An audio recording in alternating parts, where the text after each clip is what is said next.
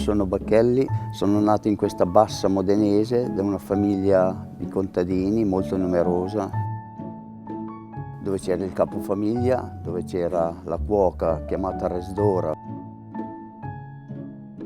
La classica famiglia che non rinnego perché i valori erano altissimi.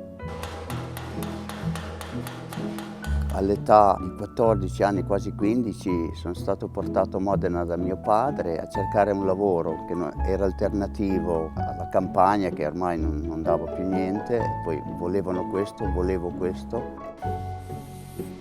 E un po' di fortuna, non so cosa, la prima che ho trovato era una carrozzeria piccolissima che aveva aperto da poco e che cercavano un apprendista.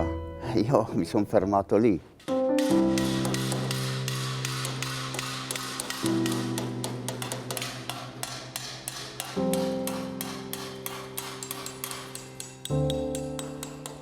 La carrozzeria Sport Cars di Piero Drogo lavorava sulle macchine sportive e lui era un ex pilota, per quindi aveva amici e anche conoscenze in Ferrari. Facevano già delle riparazioni di auto che la domenica correvano, delle Ferrari maggiormente. Poi siamo riusciti col tempo, negli anni 60, poi ha avuto anche commesso il 64 di fare delle GTO per la Ferrari e ha fatto anche delle bizzarrini, abbiamo fatto delle cose importanti, ma maggiormente era carrozzeria di riparazione, ma non di auto stradali, auto che correvano la domenica. Abitando anche in un lungo rettilineo vedevo passare delle Ferrari e delle Lamborghini, il che giornalmente mi ha fatto appassionare tanto. Io avevo il desiderio di fare qualcosa di mio, ma tenendo sempre il pensiero di arrivare un giorno a avere una carrozzeria di quelle dimensioni. Sono partite con le piccole, le 500, le 600 all'epoca, ma poi sono stato riconosciuto nel 72, ho aperto una carrozzeria propria vera, abbastanza grande per l'epoca, e nel 76 è arrivato la Ferrari con il capo della scuderia che gestiva i clienti e il carrozziere Sergio Scaglietti, che io avevo conosciuto di conseguenza, che mi hanno autorizzato Ferrari, e da lì sono andato avanti con l'autorizzazione fino al 95. Poi io ho deciso di partire col restauro, aiutato da clienti e amici famosi, gente che sapeva chi ero, mi hanno incominciato a portare delle vetture e io ho incominciato il restauro quando gli altri neanche pensavano che ci potesse essere un futuro.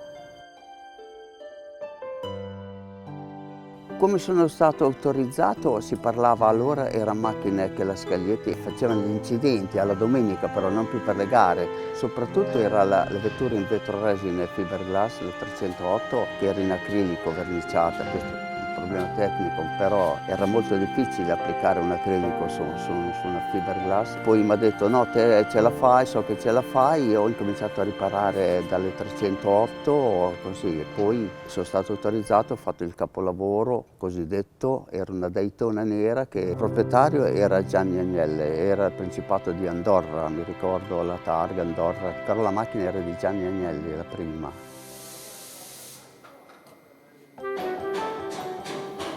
Villa risiedeva in casa mia perché era figlio di una mia cugina ed era il mio secondo cugino, insomma era figlio di una mia cugina. Abbiamo sposato anche 2 donne di Bastiglia perché io avevo la patente, lui no. È andata a finire che ci siamo piazzati a Bastiglia, abitavamo a 10 chilometri noi da Bastiglia. Quindi abbiamo condiviso tutto in casa e andare a lavorare a Modena, lui faceva battilastra, io verniciatore. Alla fine ho scelto lui per forza perché eravamo una forza unica, di una famiglia unica, che è un rapporto che conta molto.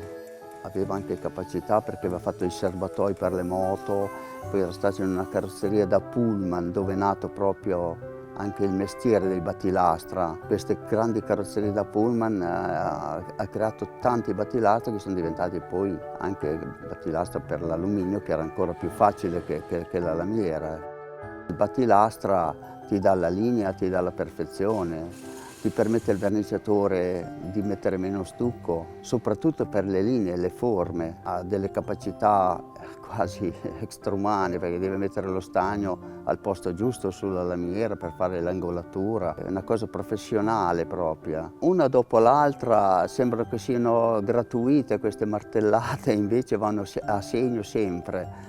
E la capacità massima è quello che ne dà meno che ottiene di più. C'è chi ci mette più tempo ma ci arriva, ma anche i bravi danno solo il giusto e basta. Poi c'è la saldatura che è molto difficile dell'alluminio perché non diventa rosso come la lamiera, che lo dice lei quando è ora. L'alluminio bisogna che lo intuisci te.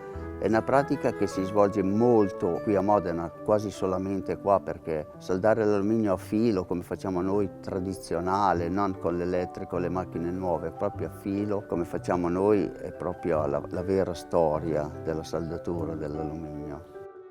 L'auto che abbiamo restaurato maggiormente è la 275 GTB che abbiamo toccato quota 50, che ormai è una festa da farsi. È anche una macchina tra i due modelli muso lungo, muso corto, esteticamente è stata prodotta in 1200 esemplari, ecco, poi è anche una macchina che ha avuto un bel successo. Non a caso si è vinto dei concorsi di eleganza un po' dappertutto, voglio dire, dall'America Villa d'Este, Palm Beach in Florida con una Le Mans 250 LM. Il primo americano, un texano, ha vinto con una Maserati 2000 Frua speciale, il primo americano con la Coppa d'Oro e che era diventato matto perché non se l'aspettava nessuno. La macchina era molto interessante, siamo anche stati fortunati che ancora la sua targa Brindisi aveva appartenuto a Domenico Modugno. Tanto lavoro ma tanta soddisfazione, però è vero, il principio era la passione. Con la passione penso che si arrivi lontano.